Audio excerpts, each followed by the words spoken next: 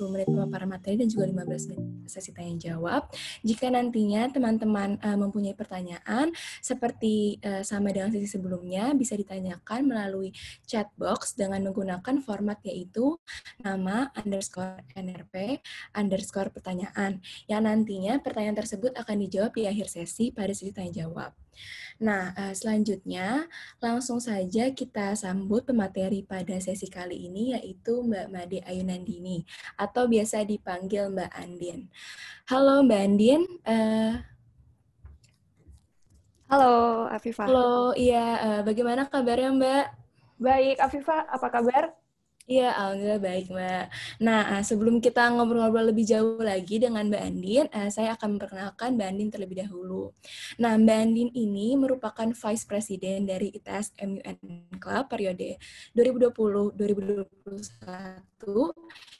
yang juga pernah mengikuti beberapa kegiatan MUN baik di luar negeri ataupun di dalam negeri, yaitu contohnya seperti Mbak Andin pernah menjadi delegasi ITS untuk Harvard National MUN 2020 di Boston, USA, dan juga pernah menjadi delegasi ITS Jerman. Wah, keren banget ya teman-teman. Yuk, tanpa berlama-lama lagi, langsung saja untuk Mbak Andin, saya persilahkan. Oke, thank you Afifah. Bentar ya.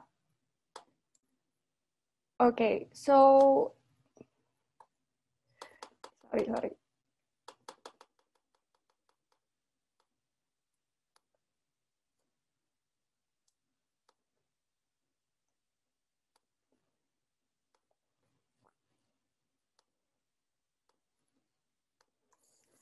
Oke, seperti yang udah disebutkan Afifah tadi, di sini saya Andin sebagai pembicara untuk international competition, dan dalam kesempatan kali ini saya akan menjelaskan lebih tentang MUN dan pengalaman-pengalaman saya mengikuti MUN, mengikuti international competition berupa MUN. Nah, MUN ini adalah akronim dari Model United Nations. Nah, MUN itu apa? Saya akan jelaskan di slide selanjutnya.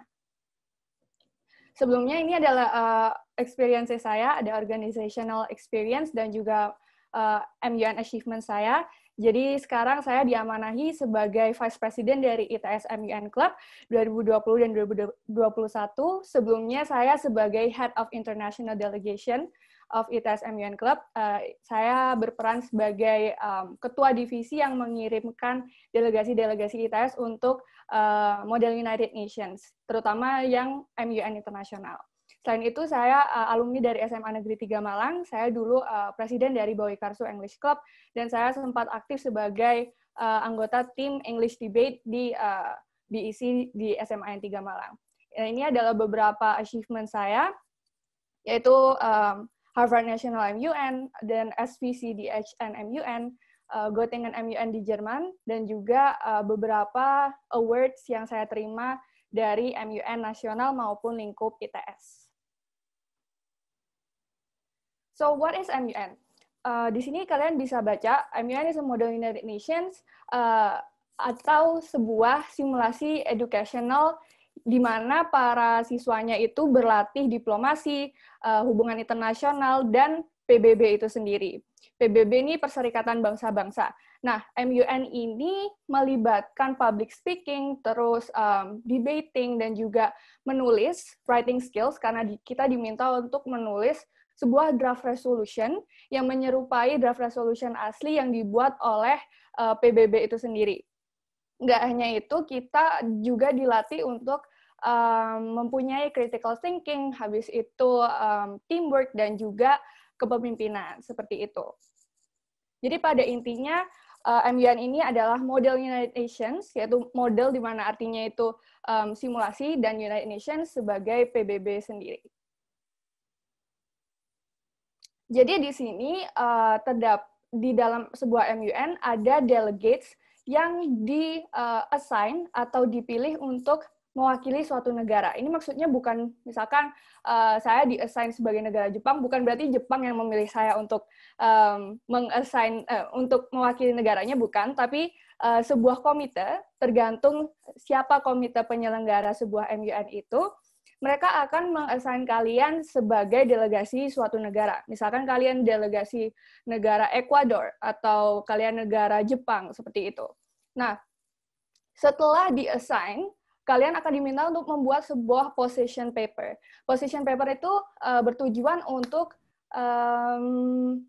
mendeklarasikan atau menyatakan posisi kalian di dalam sebuah topik itu seperti apa, dan itu membutuhkan research yang dalam karena kalian tidak boleh asal bicara saja. Misalkan kalian jadi negara Jepang tapi kalian tidak menganut nilai-nilai yang sebenarnya dimiliki oleh pemerintah Jepang itu sendiri. Jadi di dalam sebuah MUN kalian nggak hanya menyelesaikan sebuah masalah, tapi kalian melakukan role play sebagai perwakilan dari suatu negara yang akan menyelesaikan masalah itu, dan solusi yang keluar nanti harus sesuai atau harus inline dengan world issue, harus inline dengan stance dari negara kalian.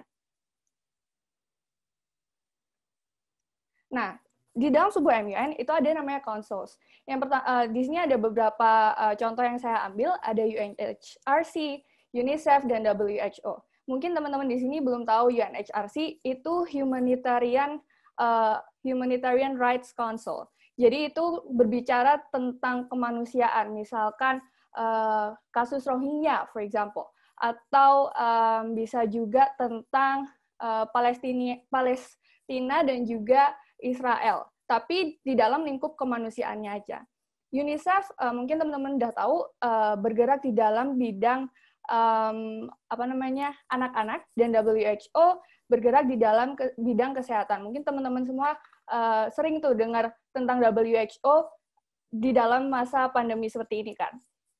Nah, setiap konsel ini mereka mempunyai mandat-mandatnya masing-masing. Jadi misalkan kalian di-assign di dalam sebuah konsel UNHRC. Itu kan seperti yang saya bilang tadi, itu berkaitan tentang kemanusiaan, seperti itu.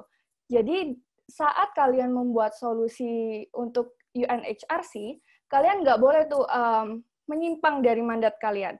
Misalkan kalian mau mengirimkan sebuah pasukan perang gitu, di perangnya Israel dan juga Palestina, itu nggak bisa, karena that is not your mandate. Jadi itu nggak termasuk sebagai mandat kalian. Yang bisa untuk mengirim pasukan perang itu adalah UNSC, misalkan Security Council, seperti itu.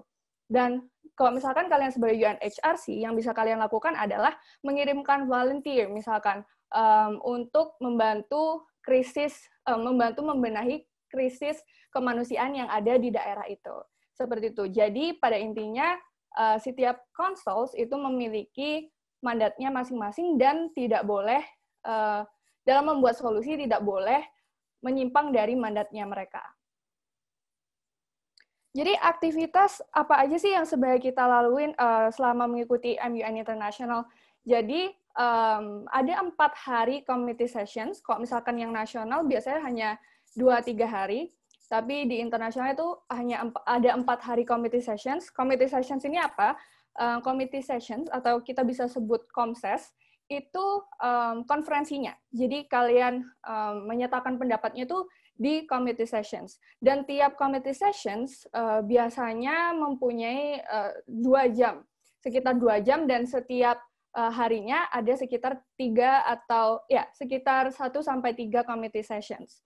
Selain itu, kalau misalkan kalian ke International MUN, kalian juga ada social night dan juga tour yang disediakan oleh komitenya itu sendiri.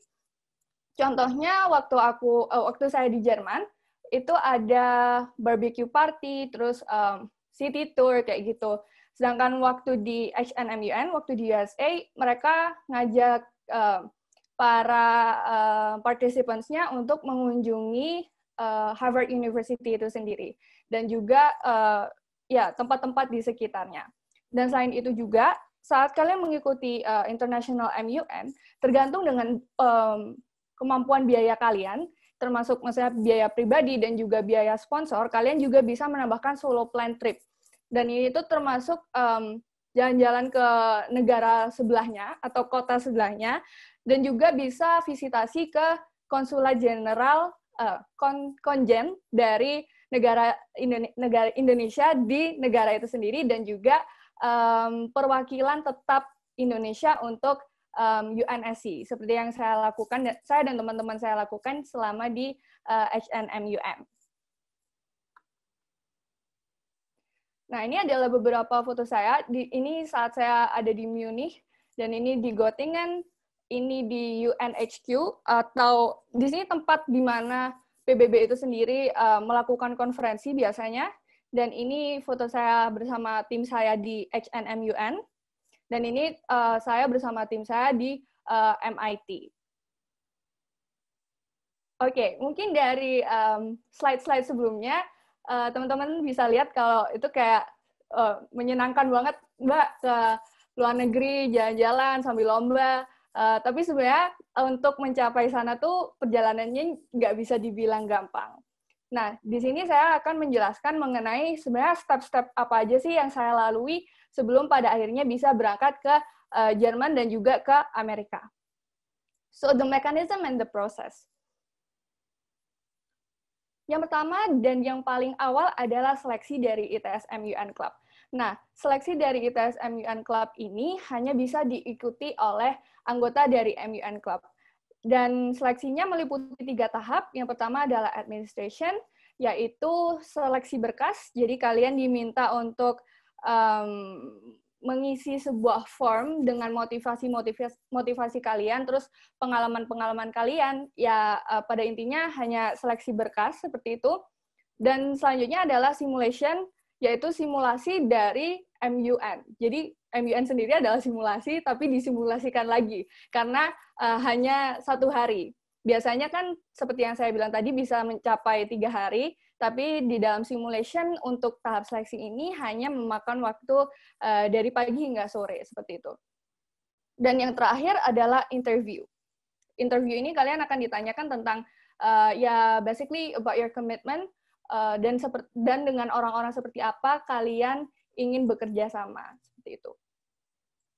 Nah, ini adalah beberapa foto saat simulasi untuk Göttingen 2020. Harusnya mereka berangkat tahun ini, tapi karena pandemik jadinya dipostpone keberangkatannya untuk international MUN lainnya.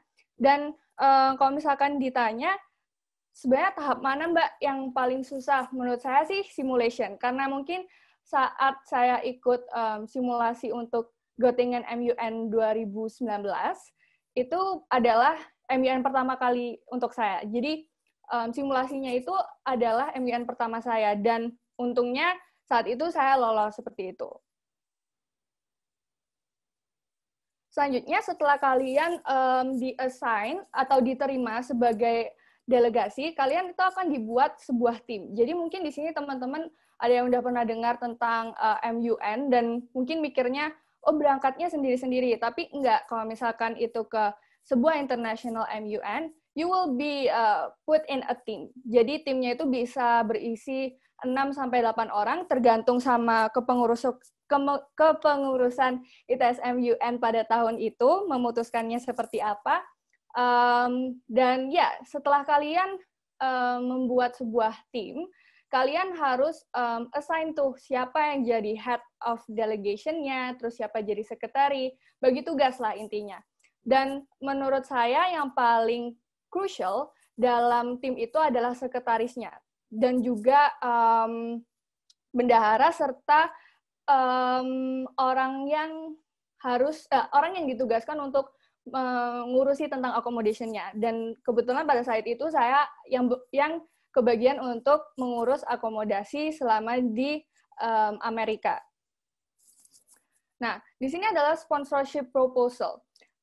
Ini juga sangat crucial, karena tanpa ini kalian nggak bisa meminta bantuan sponsor ke perusahaan-perusahaan lain.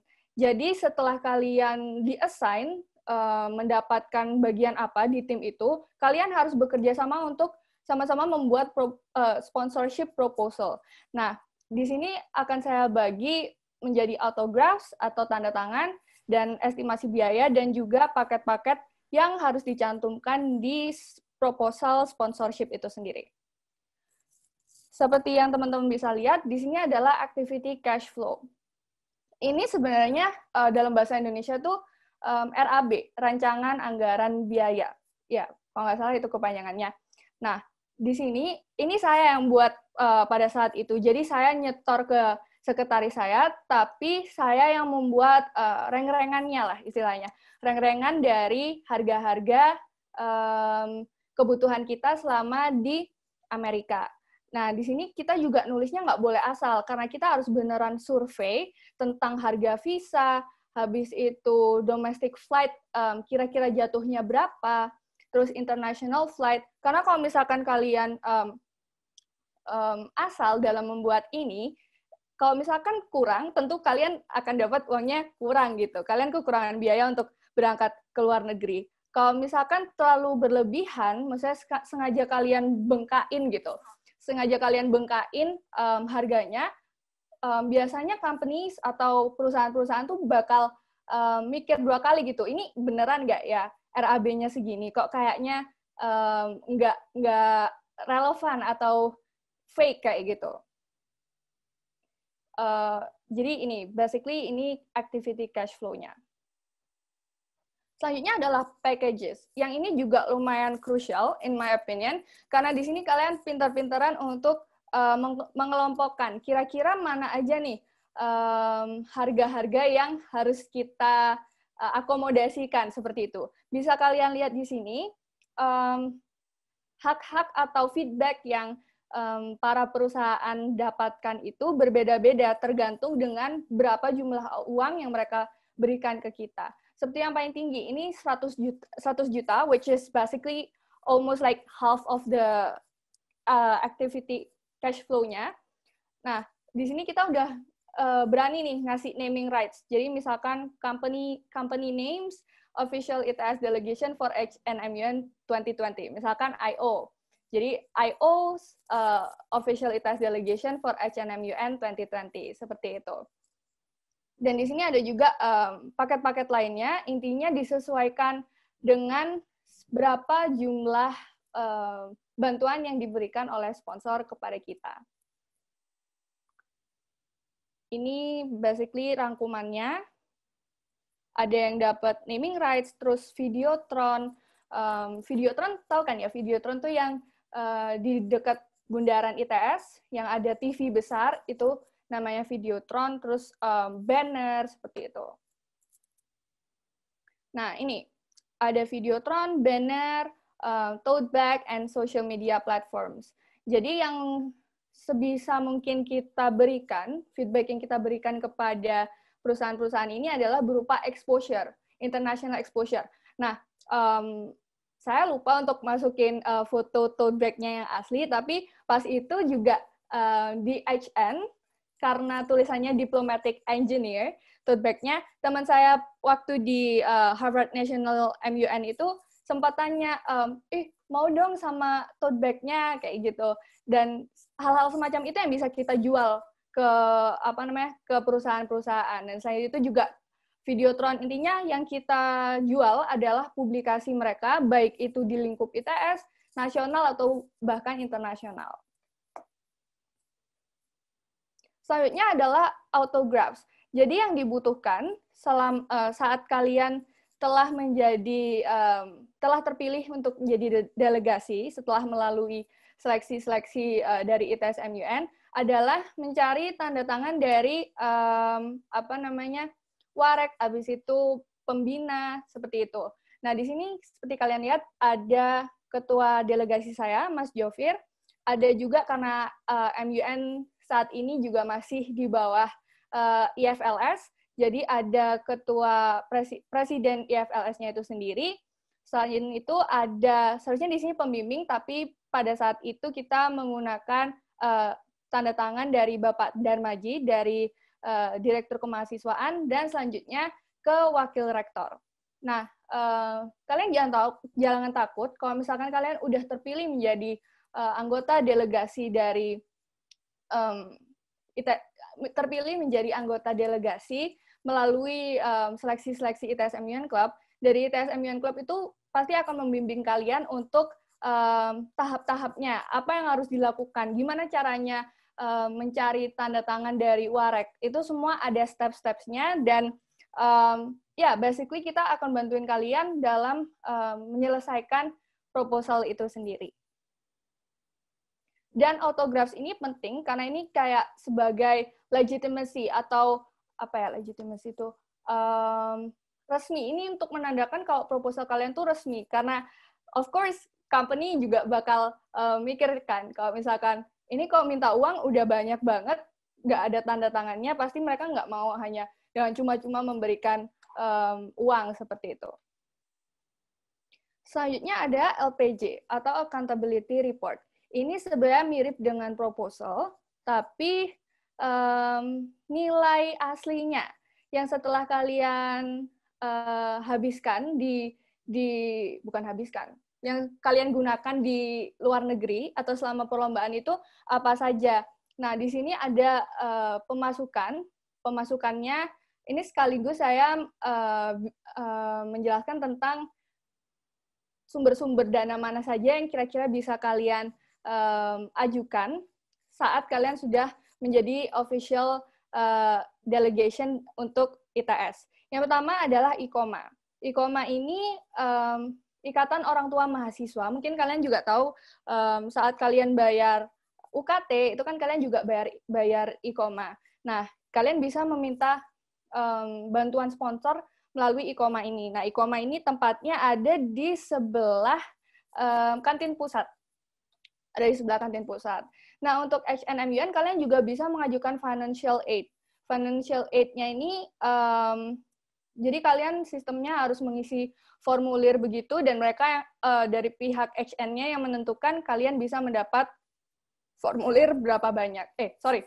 Mendapat dana berapa banyak. Selanjutnya ada juga IKA Jatim. IKA Jatim ini Ikatan Alumni Jawa Timur, seperti itu. Nah, ini ada pengeluaran-pengeluaran kita, dan di sini juga ada tertulis dana pribadi delegasi. Jadi sebenarnya kita ke sana itu bukan murni dari uang sponsor. Well, mungkin bisa murni melalui uang sponsor, tapi of course you have to work hard for it. Jadi kalian harus benar-benar lumayan ngoyo gitu untuk nyari biayanya. Tapi kayak seperti yang kalian lihat tadi, pengeluaran kita sebenarnya besar sekali, tapi karena udah ke-cover sama sponsor, hampir setengahnya, atau setengah lebih mungkin, jadi kita sebagai delegasi itu mengeluarkan uangnya tidak sebanyak perkiraan begitu. Selain itu, mungkin tadi saya lupa menyebutkan juga, setelah kalian mengajukan sponsor dan mendapatkan uangnya ini, sebisa mungkin kalian membuat priorities, yang mana nih yang harus diutamakan terlebih dahulu. Karena pas kalian pertama dapat uang, pasti of course is not quite a lot, jadi kalian harus memprioritaskan mau mengalokasikan dana ini tuh kemana aja. Kalau saya pribadi, saya dan tim saya memprioritaskan first of course flight tiket PP international. Selain itu juga akomodasi, because if not, then where will you sleep gitu kan. Jadi dua itu yang kami utamakan, karena kalau misalkan visa kayak gitu, kalian bisa lihat dibandingkan dengan harga tiket pesawat, masih bisa lah di-cover visa seperti itu. Dan selain itu, pada intinya adalah LPJ ini mengajukan tentang laporan kalian, uangnya yang kalian terima tuh kemana aja habisnya, seperti itu. Ya, ini habisnya 157 juta. Itu berenam. Yang ini untuk yang ke Jerman. Jadi ada, waktu ini kita tetap memukul rata pembagiannya. Jadi kita dapat uang berapa, kita bagi rata. Saat itu saya berempat, dibagi rata. Jadi kalau misalkan ini mungkin saya paling tinggi gitu ya, tiket pesawat. Tapi pada tempat-tempat lain, misalkan makanan saya itu nggak di-cover gitu dari uang sponsor. Jadi tetap dibagi rata, seperti itu.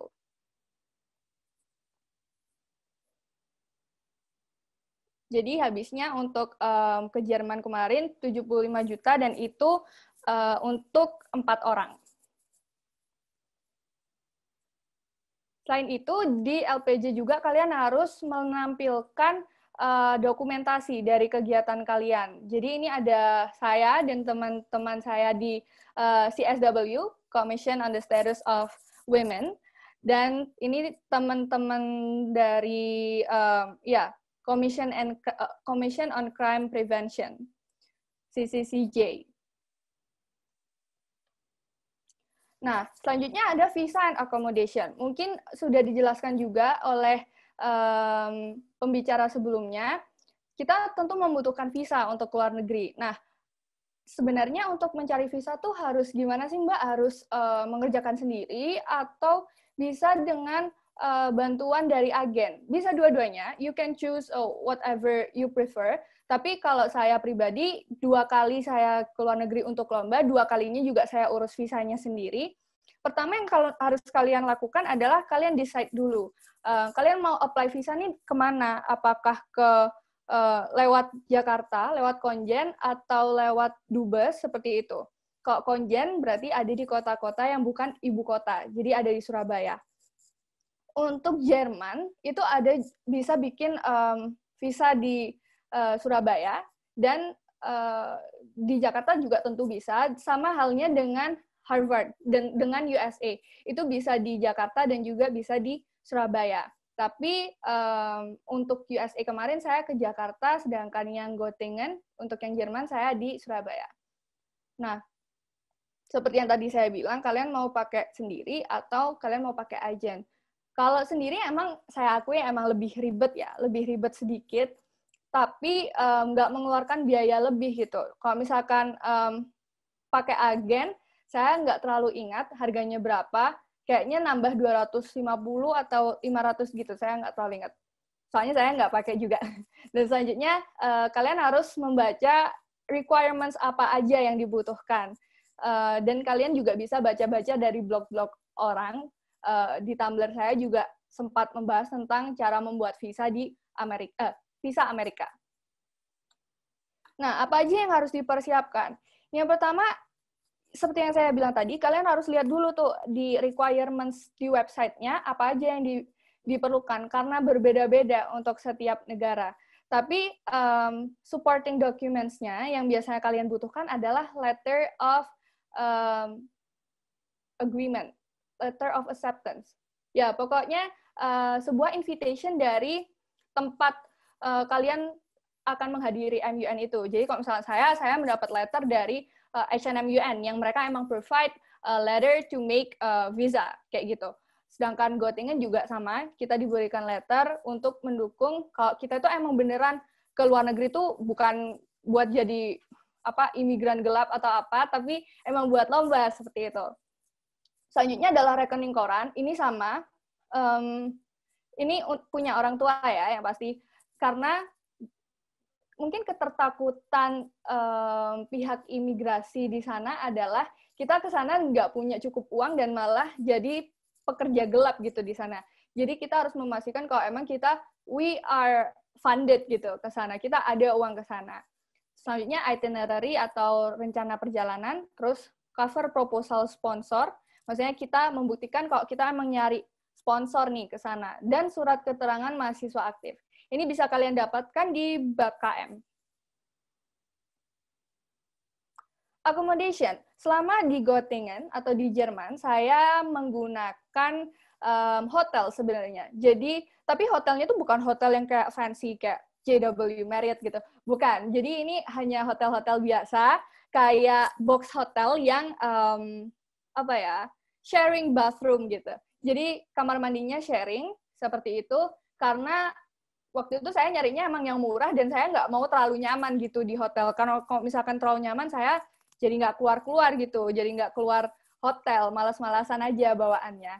Tapi ini both, yang kiri adalah hotel saya selama di Göttingen, di Jerman, Göttingen, Jerman. Ini pas di depan tempat diadakannya MUN saya waktu itu. Sedangkan yang kanan ini di Munich, pas saya jalan-jalan sama teman-teman saya.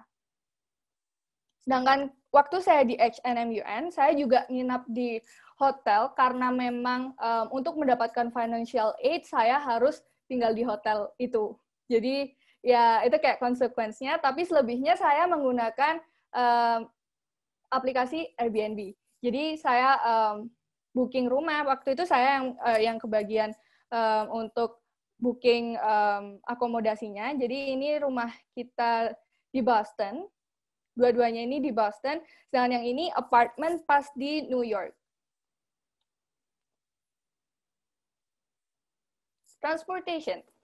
Jadi transportasi, kalau misalkan setahu saya kebanyakan di Eropa, kebanyakan negara di Eropa itu menggunakan Flixbus untuk intercity. Jadi dari satu kota ke kota yang lain, kalian harus menggunakan Flixbus. Bisa juga kalian menggunakan, kalau nggak salah, ya U-Bahn.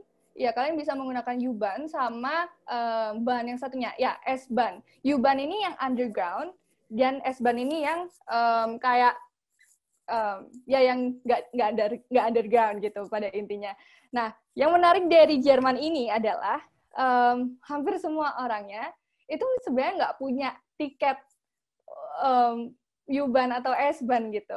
Mungkin karena mereka udah negara yang maju, jadi mereka juga nggak selalu ngecek siapa aja yang punya tiket dan enggak. Tapi kalau orang sana tentu mereka udah punya card-nya kan. Sedangkan biasanya kalau yang turis-turis gitu, juga nggak terlalu dicek sih, kecuali saat kalian ambil U-Bahn atau S-Bahn untuk ke airport. Karena saya waktu itu ke airport naik kereta, itu sempat dicek seperti itu. Nah, kalau di Amerika, yang digunakan untuk intercity adalah bus juga, sama. Waktu itu saya menggunakan Megabus, jadi ini bertingkat gitu. Dan busnya, I must say, standar sih, kayak bis-bis di Indonesia gitu. Cuma bedanya ya bertingkat seperti itu, dan ada banyak gitu pilihannya. Ada Megabus, ada Greyhound. Tapi kebetulan waktu itu, karena waktu itu ada diskon, saya ambilnya yang Megabus, seperti itu. Nah, untuk bepergiannya, kalian pakai kereta juga. Ya, kalian pakai kereta, dan kalau di sini beda lagi, kalian nggak bisa masuk tanpa card-nya kayak gitu. Jadi waktu itu di sana kalian harus beli card. Dan karena waktu itu saya berbanyak dan koper saya berat-berat, karena waktu itu winter, saya kemana-mana naik Uber. Bisa juga sih pakai, maksudnya Ubernya ini hanya dari dari station ke hotel, atau dari hotel ke B&B kayak gitu ya. Kalau jalan-jalannya sih tetap I ride the train. Nah, ini ada kereta khusus dari airport ke kota, seperti itu. Namanya AirTrain atau SkyTrain. Selanjutnya adalah makanan. Nah, makanan kalau di Jerman, mungkin teman-teman di sini udah ada yang tahu, kalau di Jerman tuh makanannya pretzels yang khas. Selain itu juga schnitzel. Nah, schnitzel ini sebenarnya ayam, tapi kalau misalkan di Jerman itu juga lumayan banyak sih, kalau kayak fast food, kayak McDonald's, atau di sana juga lumayan banyak kebab, dan kebab-kebabnya itu juga halal, jadi saya non-Muslim, tapi teman saya waktu ke Jerman tuh semuanya Muslim, dan mereka makan kebab, and it's okay. Sedangkan kalau di Amerika, they're very rich of fast food, I must say. Karena mereka fast foodnya banyak banget. Ada McDonald's, terus Five Guys, Shake Shack, terus tapi juga ada halal guys. Mungkin kalian yang tinggal di Jakarta tahu, kalau nggak salah ada sih halal guys di Indonesia. Selain itu juga di Amerika lumayan banyak, apalagi di New York, itu lumayan banyak makanan kayak Chinese food, habis itu makanan-makanan Turki, seperti itu. The culture. Nah, culture-nya ini sebenarnya, how do we say it ya? Typical, kalau misalkan kalian ke luar negeri, tentu tuh kayak ke barat-baratan gitu kan. Kalau misalkan di Jerman, itu mereka toko-toko tuh udah tutup jam 5, kalau nggak salah. Iya, kalau nggak salah jam 5 sore, toko-tokonya itu udah tutup, karena mereka kayak, ya waktu kerjanya cuma sebentar gitu. Habis itu mereka kayak go to the pub, go to the club, buat party-party, kayak gitu. Sedangkan kalau misalkan kalian ikut MUN, kayak saya ikut Gotengan MUN itu, mereka juga minum-minum kayak minum alcoholic drink, itu juga udah biasa. Jadi kalau misalkan kalian seperti saya, yang saya nggak suka minum-minum, dan saya punya prinsip saya sendiri untuk nggak minum-minum. Jadi it's okay if you don't drink it. Dan mereka juga respect sih dengan orang-orang yang kayak oh ya udah nggak mau minum ya nggak apa-apa kayak gitu. Jadi instead of like champagne you will get orange juice gitu, nggak apa-apa. They will respect it. They will respect it. Tapi kalau misalkan di Amerika itu juga sama. Sebenarnya kalau di Amerika mereka orang-orangnya tuh lebih individualistic sih. Dan kalau misalkan tentang racism, at that time I didn't really feel that because teman saya juga ada yang pakai hijab, tapi ya biasa aja, nggak ada rasisme waktu itu. Cuma mungkin karena waktu itu kayak lagi zamannya COVID-19 baru masuk ke New York, saya kan pakai masker. Tapi mungkin karena saya agak sipit juga, dikiranya saya dari Asia Timur seperti itu. Padahal kan enggak, dan mungkin saat itu sempat kayak saya masuk ke lift sama teman-teman saya, tapi entah karena orang ini terlalu lama nunggu di lift atau emang risih dengan saya yang pakai masker, jadi dia sempat keluar lift gitu, ambil lift lain kayak gitu. Tapi overall they're quite nice. Advantages. Jadi sebenarnya manfaat apa aja sih yang akan kalian dapatkan saat kalian mengikuti international competitions, especially MUN. Pertama, of course, relations. Ini adalah foto-foto saya sama delegasi dari Indonesia. Jadi ada dari UNPAD, UI, Undip, seperti itu. Yang di kiri adalah di permanent representative atau perwakilan tetap Indonesia untuk QNSC. Mungkin kalian baru pernah dengar juga kalau baru-baru ini tuh Indonesia mendapatkan suara gitu di UNSC. Nah, di sini kita ke tempat perwakilan tetapnya. Yang kedua adalah di Konsulat Jenderal di kota Boston waktu itu. Kenapa kita, New York atau Boston ya? Ya, di New York, di New York. Kenapa kok kita nggak ke Washington, ke dubesnya, karena we have time constraint, waktu kita nggak cukup lama di sana, jadi kita ke konjennya. Nah, selanjutnya experiences. You will get a lot of experiences, whether it's about like communicating to other people yang punya perspektif yang berbeda dari kalian, atau kalian ya punya experience untuk jalan-jalan sendirian gitu, tanpa orang tua. Waktu itu saya ke Jerman, mungkin saya emang punya tim berempat kan, tapi saya berangkat dari Bali sendiri karena waktu itu saya lagi mudik gitu sebenarnya. Jadi saya berangkat dari Bali sendiri sampai ke Jerman ya itu sendirian. That kind of experiences that you will get whenever you go abroad. Terus selain itu kalian juga punya experiences kenalan sama orang-orang. Contohnya ini teman saya, dia sebenarnya sekolah di Göttingen, tapi aslinya dia orang Turki, kayak ada Turkinya dikit, tapi dia juga tinggal di Cuba, ya basically kayak dia berpindah-pindah gitu sih tinggalnya. Terus ini ada teman saya dia juga sekolah di Jerman, tapi orang China sebenarnya. Orang Taiwan apa China ya?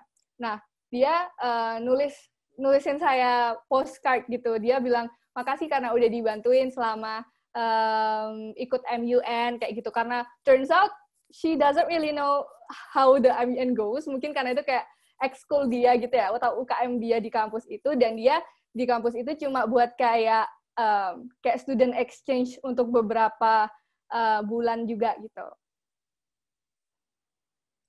Dan selanjutnya broaden your horizons. Jadi ini kalian, mungkin kalian pernah mendengar istilah kayak jangan keluar dari zona nyaman, tapi perlebar zona nyaman kalian. Nah, di sini maksud saya broaden your horizons adalah mencoba hal-hal yang belum pernah kalian lakukan sebenarnya.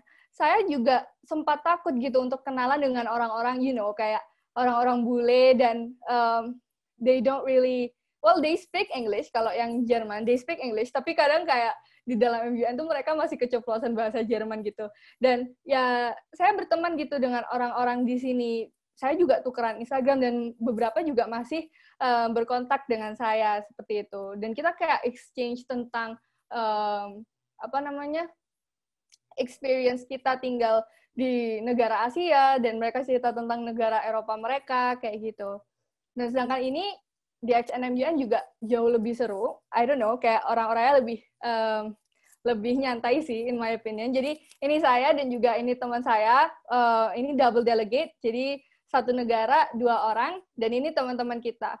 Dan di dalam HNMUN ini, yang menurut saya notable adalah karena saya bisa kenal sama teman-teman dari Harvard, yang mana itu kayak Ivy League, dan selain itu, mungkin teman-teman tahu ya, Ivy League itu 12 atau berapa ya? Kayak deretan kampus-kampus terbaik di Amerika. Jadi ada Princeton, Yale, terus Harvard, MIT nggak termasuk karena dia institute, bukan university. Nah, sekian presentasi dari saya. Saran saya sama seperti pembicara sebelumnya, when you have the will, when you are willing to actually broaden your horizons and get new experiences, saat kalian pengen mencoba untuk keluar negeri, mendapatkan pelajaran-pelajaran baru, don't hesitate, jangan ragu-ragu, tapi juga kalian harus mempersiapkan diri sebaik-baiknya. Jangan kebanyakan berhayal, tapi lakukan. Jadi, one day or day one, you decide. Oke, thank you. Itu presentasi dari saya. Terima kasih banyak Mbak Andin, menarik sekali pemaparannya. Jadi dari pemaparan dari Mbak Andin tadi dapat saya simpulkan ya bahwa dengan mengikuti kegiatan international competition ini seperti MUN, hal tersebut tuh dapat mengasah soft skill teman-teman semua. Contohnya seperti critical thinking, debating, bahkan writing skill gitu. Nah untuk keuntungannya sendiri yaitu dengan mengikuti kegiatan international competition, kita juga bisa menambah relasi, experience. Jadi selain berkompetisi di sini, Mbak Andin tuh juga mendapatkan kesempatan untuk jalan-jalan juga. Tadi seperti city tour, ada barbecue party, dan visitasi ke konjen Indonesia, dan lain-lain. Tapi perlu di highlight ya teman-teman, untuk mendapatkan itu semua, Mbak Andin juga memiliki proses yang panjang dan proses seleksi yang cukup rumit, seperti seleksi administrasi, simulation, dan juga interview.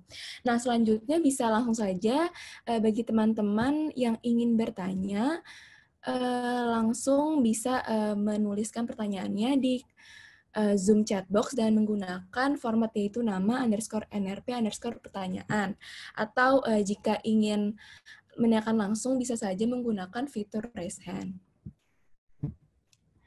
Yuk teman-teman yang ingin bertanya, mungkin di sini sebelumnya sudah ada pertanyaan yang sudah masuk ya.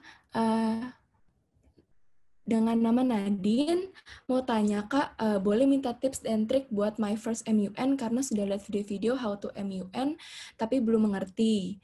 Dan aku dulu waktu pertama kali GGMUN itu kok susah ya cari sponsor. Gimana ya Kak caranya? Terima kasih. Langsung dijawab ya? Iya, langsung saja Okay. Mbak. Jadi untuk MUN, sebenarnya MUN tuh sesuatu yang sulit kalau misalkan kalian belajar dari video atau dari baca-baca. Jadi saran saya adalah ikut aja MUN. Kalau misalkan pertama mungkin nggak usah yang jauh-jauh banget, tapi kalian ikut yang deket-deket aja. Misalkan Surabaya MUN, atau kalian bisa ikut FastMoon. Nah, di sana kalian bisa untuk pertama melihat dulu gimana sih kayak rules of procedure-nya dari MUN itu sendiri, seperti itu. Jadi menurut saya cara belajar MUN adalah dengan ikut MUN itu sendiri, karena ROP-nya lumayan ribet seperti itu. Tapi once you get the hang of it, you will understand, kayak gitu. Nah, kalau misalkan untuk cari sponsor, cari sponsor ini sendiri sebenarnya, kalau misalkan kamu sendirian, itu agak sulit. Jadi misalkan jadi lebih baik, ini bukan saya promosi ya, tapi lebih baik kalau misalkan kalian mau ikut International MUN, kalian ikut dulu ke ITS MUN Club, karena di sana kalian nggak akan berangkat sendiri, tapi dibentuk sebagai tim. Nah, tim itu kalian akan membuat proposal seperti yang saya bilang tadi, dan mengajukannya ke companies atau mungkin ke IKOMA dan IKJatim seperti itu.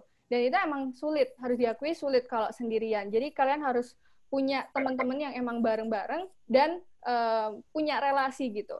Jadi maksudnya punya relasi adalah misalkan teman kalian bapaknya kenal sama ini. Jadi itu sebenarnya lebih gampang.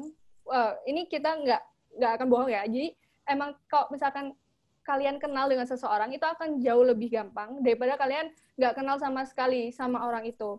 Apalagi ini MUN di mana ini kayak lebih ke hubungan internasional daripada ke engineering kan. Jadi lebih gampang kok kalian bareng-bareng seperti itu. Oke, terima kasih Mbak Andi atas jawabannya. Mohon maaf teman-teman karena waktunya sudah menunjuk pukul 9:50. Jadi untuk sesi International Competition ini harus diakhiri. Mohon maaf jika tidak bisa menjawab semua pertanyaan.